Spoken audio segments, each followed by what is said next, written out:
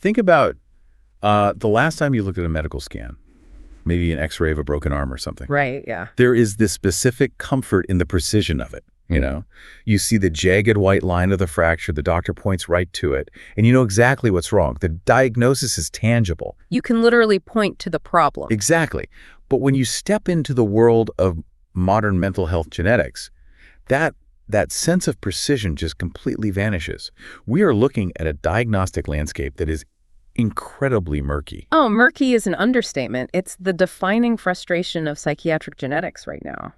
I mean, for over a decade, scientists have identified hundreds of genetic risk factors for brain disorders, things like schizophrenia and autism.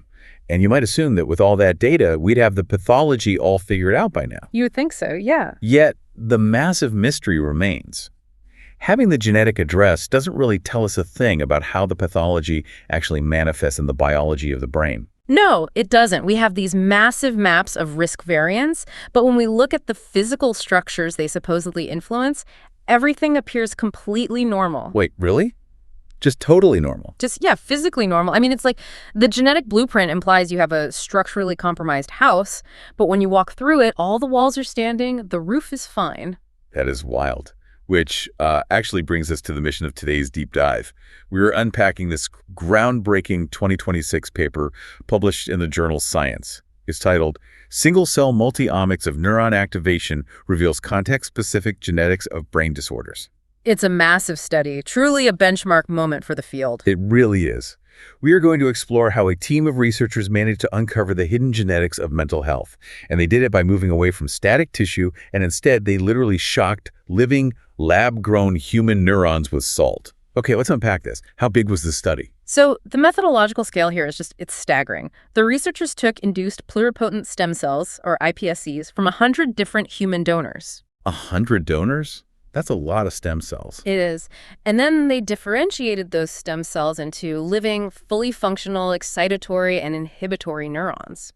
After that, they ran multiomic analysis on over 1 million individual cells. 1 million cells. That's hard to even wrap your head around. Right. We are talking about capturing the dynamic, real-time biological processes of a firing brain and doing it at an unprecedented resolution. Okay, so to truly appreciate why analyzing 1 million firing cells is such a huge paradigm shift, we kind of have to talk about the analytical wall the field has been stuck behind. Oh, absolutely. The dreaded GWAS wall. Right. For years, the gold standard has been genome-wide association studies, GWAS. And GWAS has been phenomenally successful at, scanning the DNA of massive populations to find risk loci. Which are basically the statistical hotspots linked to a disease. Exactly. For schizophrenia alone, GWAS has pinpointed over 280 of these genetic risk loci. But, and here is the massive catch, the vast majority of these variants do not sit in the coding regions of the DNA. Right, they aren't altering the recipe for a protein itself. Right, they sit in the non-coding regions, the regulatory landscape that scientists often call the dark matter of the genome. And that regulatory dark matter dictates when and how strongly a specific gene is expressed. I like to think of them as, they operate like really complex dimmer switches. Dimmer switches, I like that. But the historical bottleneck in understanding these non-coding variants is our reliance on postmortem brain tissue, right? Yes. Studying a deceased donor's brain gives you a really high-resolution snapshot, sure, but it is fundamentally static. It's frozen in time. I always think of it like it's the equivalent of trying to diagnose a transmission failure in your car by only ever inspecting it while it's parked in a garage with the engine off. That is exactly what it's like. You can measure the tension of the belts, you can check the fluid levels, but you are never going to replicate this shudder that only happens when the car shifts into third gear at 60 miles an hour. You have to actually put the key in the ignition and drive it. Exactly. The postmortem brain is a parked car. If a genetic variant only causes a cascade failure when the neuron is actively firing, when your brain is processing social friction or learning a complex task or just managing acute stress, you will literally never capture it in a silent, dead brain. So the mandate for these researchers was clear, right? They needed to turn the engine on. They did, and the mechanism they used to achieve that in a sterile laboratory dish is It's just brilliant in its simplicity. They bathe these lab-grown neuronal cultures in potassium chloride. Because potassium chloride safely depolarizes the cell membrane. Precisely. By altering the extracellular potassium concentration, you shift the electrical charge across the neuron's membrane. Okay, making it less negative. Right. And this voltage change forces the voltage-gated calcium channels to just spring open, causing a massive influx of calcium ions right into the cell. Wow. And this isn't just some random chemical trick. It perfectly mimics the physiological calcium transient that happens when a neuron fires an action potential in your own cortex. So rather than staring at dead tissue, they now have 1 million living engines just running simultaneously in the lab. Yes, all firing at once. And they didn't just take one measurement and call it a day. They tracked the biological fallout across a highly specific timeline, didn't they? They did. They analyzed the cells at 0 hours, so the resting state right before the depolarization, and then at 1 hour post-stimulation, and finally at 6 hours post-stimulation. So 0, 1, and 6. Tracking that temporal cascade is where the biology gets incredibly elegant, I think. Neuronal activation isn't just a chaotic event, right? It's a highly choreographed sequence. It's very tightly controlled. At the 1 hour mark, the researchers observed a massive upregulation in what we call early response genes, or ERGs. Like the FOS gene. FOS. Yes, FOS is a classic example. These ERGs act as the immediate cellular responders. Then, as you move to the 6 hour mark, the ERGs are basically turned down, and the late response genes, the LRGs, initiate their transcription. And a critical LRG they identified here is BDNF, right? Which is super important for synaptic plasticity and like structural remodeling of the brain. Exactly. BDNF is foundational for helping the brain wire and adapt. But the RNA transcription, the actual manufacturing of the gene products, was only half the story in this paper. Here's where it gets really interesting. The multiomics part. Yes. The researchers were simultaneously running something called ATAC-seq. Basically, they were measuring the physical architecture of the chromatin itself. They wanted to see exactly where the tightly coiled DNA was physically unspooling to expose the genetic code. Right, to let the cell's transcription machinery actually get in there and read it. And the discordance they found between the physical unspooling of the chromatin and the actual gene expression is it's completely mind-bending. It really challenges a lot of our basic assumptions about cellular economy. Let's look at the early response genes like FOS again. Okay, the immediate responders. Right. At the 1 hour mark, the gene is highly active, producing vast amounts of RNA, and the chromatin is structurally unspooled. The door is open, so to speak. Makes total sense. But at the 6 hour mark, the FOS transcription has completely ceased. The gene is silent, yet the physical architecture of the chromatin remains wide open. See, I have to push back on the biological logic of that. Unspooling chromatin and maintaining that open structural state, that requires a continuous expenditure of cellular energy, doesn't it? It absolutely does. It's biologically expensive. So why would a neuron invest precious metabolic resources to keep the chromatin physically accessible if the gene itself has completely finished transcribing and is turned off? And that metabolic cost is exactly why this finding is so profound. The researchers categorize this phenomenon as epigenetic memory. Epigenetic ghosts, basically. Yeah, that's a good way to put it. The prevailing theory is that by maintaining that open chromatin state, the neuron is fundamentally altering its own activation threshold. It is actively lowering the thermodynamic barrier required for the next transcriptional event. Oh, I see. So the cell has recognized that it was recently stimulated, and it is holding the physical architecture open to react much faster if a similar stimulus happens again. Exactly. It is structural memory embedded at the epigenetic level. It's the neuron preparing itself. That fundamentally redefines how we think about cellular readiness. But wait. The data on the late response genes, the LRGs, showed the exact opposite behavior, right? They exhibited what the researchers termed chromatin priming. Yes. So for genes like BDNF, which do not begin significant RNA transcription until the 6 hour mark, the physical unspooling of the chromatin actually occurred way back at the 1 hour mark. So the cell forces the chromatin open, exposing the DNA, but the actual transcription machinery doesn't even arrive to read it for another 5 hours. Right. It's an anticipatory mechanism. The immediate calcium influx triggers an initial wave of signaling proteins. They bind to the DNA, pop the chromatin open, and stabilize that unspooled state. Just propping the door open early. Exactly. It ensures that when the secondary, much slower intracellular signals finally arrive hours later to start transcription, the genetic locus is already primed and fully accessible. And I just want to emphasize for everyone listening, None of this structural choreography, the epigenetic ghosts of past activity or the physical priming for future activity, none of it is visible if you are only looking at the static 0-hour state of a postmortem brain. It is entirely invisible. You would never know it was happening. Okay, so let's do a quick recap of where we are. We've taken living neurons, shocked them to fire, and watched as their DNA physically opens and closes in ways that totally don't match up with when the genes are actually active. It's all about memory and anticipation. Spot on. But if the physical architecture of the DNA is dynamically shifting around like this, someone has to be directing the traffic, right? And this is where the researchers mapped out the gene regulatory networks, or GRNs. Right, because a single neuron doesn't just randomly activate 1,000 disjointed genes. The response is highly mediated by what we call master transcription factors. Like the genetic foreman on a construction site. I love that analogy, yes. You can think of these as the primary regulatory proteins. They bind to specific DNA sequences and simultaneously control the expression cascades of hundreds of downstream target genes. They are calling the shots. And this is where the paper makes a massive, clinically relevant leap regarding autism spectrum disorder. By mapping these complex regulatory cascades, the researchers identified that several of these master transcription factors, specifically genes named MEF2C, MLX-IP, RORB, and TCF4, are heavily implicated as known autism risk genes. Yeah, this is a crucial finding. It places autism pathology directly at the top of the regulatory hierarchy. So it's a top-down failure. Exactly. If a polymorphism compromises one of these master regulators, you aren't just losing the function of one isolated gene, you are destabilizing an entire massive web of activity-dependent processes. Like a domino effect. Exactly. For instance, the data showed that these specific master transcription factors heavily regulate downstream targets like UBR1. Which is a critical gene for ubiquitination, right? Bing. Yes, ubiquitination is just the process by where cells tag damaged or unnecessary proteins so they can be degraded and recycled. It's essential cellular housekeeping. Now, what I found incredible about this section of the paper was the validation step. Because they didn't just build a predictive algorithmic model and say, we assume the network operates this way.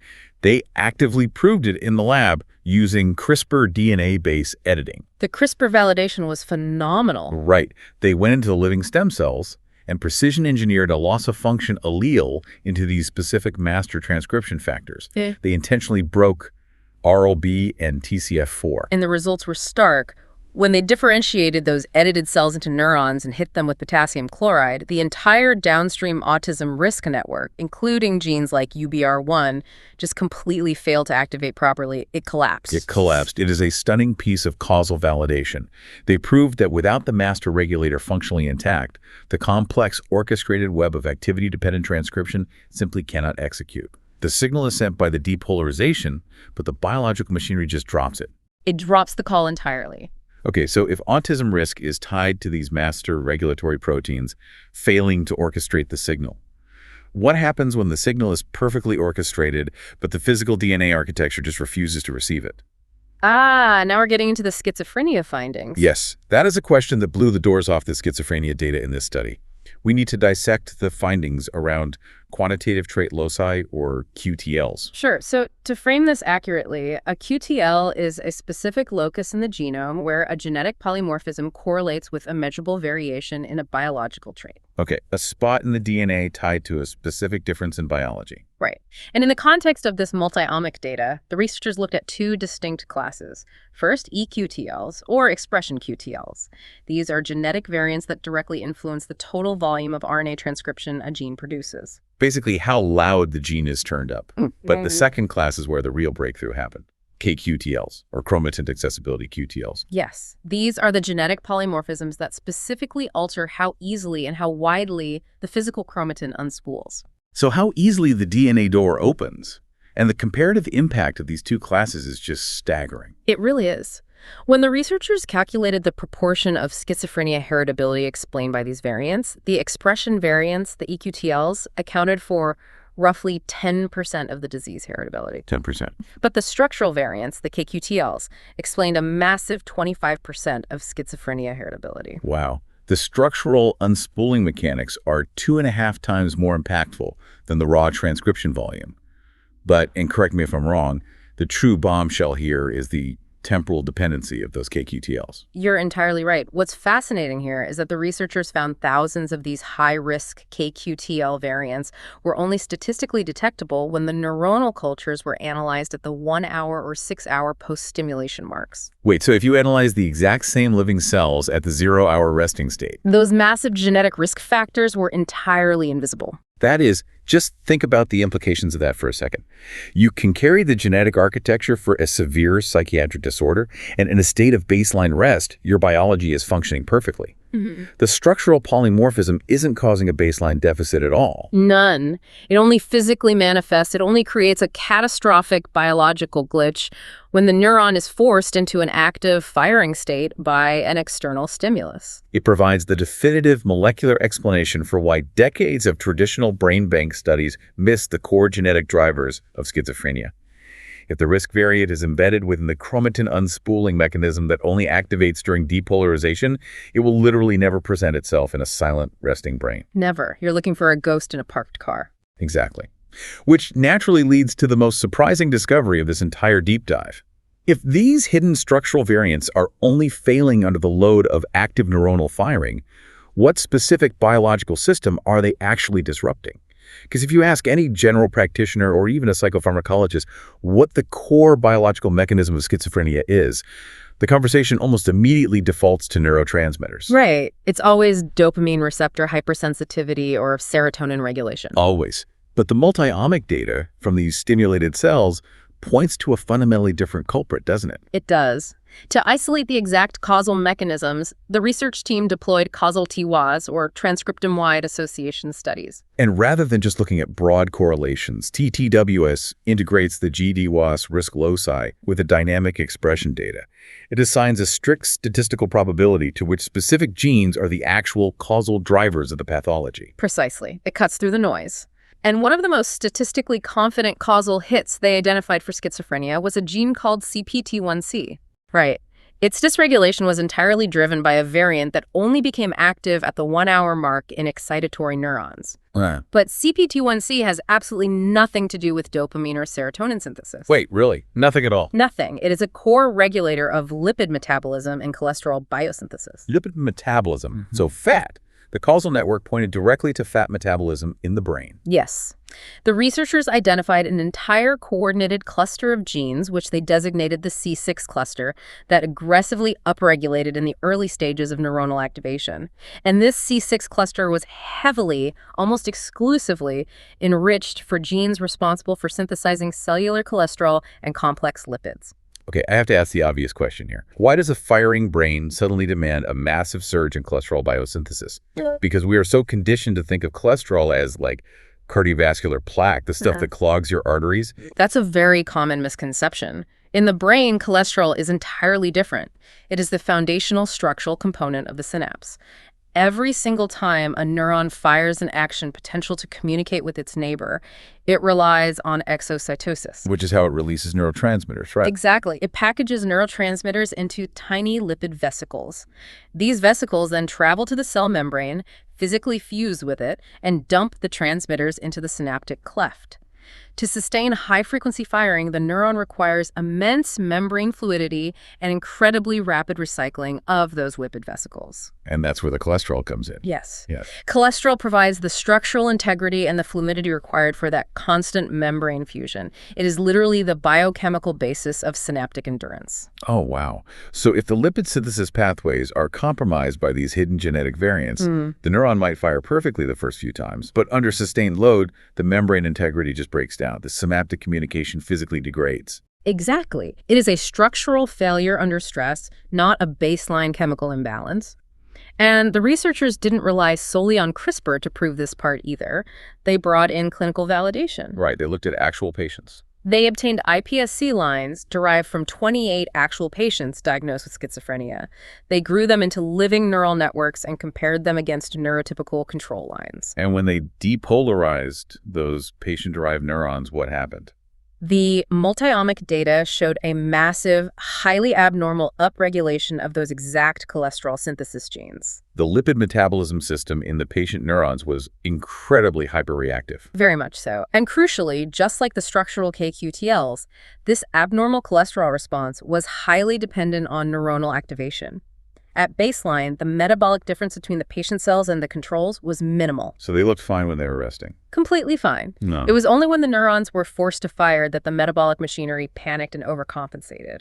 By moving away from static tissue and actually turning the engine on, this research has drawn a direct causal line from previously invisible genetic variants in the non-coding genome, straight to the physical mechanics of lipid and cholesterol metabolism at the synapse. It requires a fundamental shift in how we conceptualize the genome entirely. We really can no longer view our DNA as a static blueprint that strictly dictates a predetermined biological state. It is a highly reactive, context-dependent machine. The structural architecture of the genome is constantly shifting in direct response to the immediate demands placed on the cell. Exactly. And that context dependency forces us to confront a pretty wild philosophical and pharmacological implication. Just think about this. If lipid metabolism and cholesterol synthesis are the true biological drivers of these synaptic failures, and they only fail under the active load of depolarization, it begs a massive question for the future of psychiatric medicine. It really changes everything we thought we knew about drug targets. Right. For decades, we have been trying to tweak the neurotransmitters floating in the synaptic cleft, taking SSRIs, dopamine antagonists. But if the core pathology is a structural failure of the lipid membrane under stress, could the next generation of schizophrenia treatments look less like traditional psych meds and more like highly specialized brain-targeted statins? It's a fascinating thought. Could we treat severe psychiatric conditions just by stabilizing the cholesterol endurance of the firing synapse? It completely reframes the intersection of genetics, environment, and pharmacology. It really suggests that our treatments have been targeting the smoke rather than the fire. If the vulnerability is structural and metabolic, the interventions must be as well. The diagnostic landscape is changing. The risk isn't just in the code you're born with. It's in how that code structurally responds to the specific environmental stress and stimuli you expose your brain to every single day. A really profound takeaway. Thank you so much for joining us on this deep dive into the dynamic living brain. Keep asking questions, and as always, stay curious.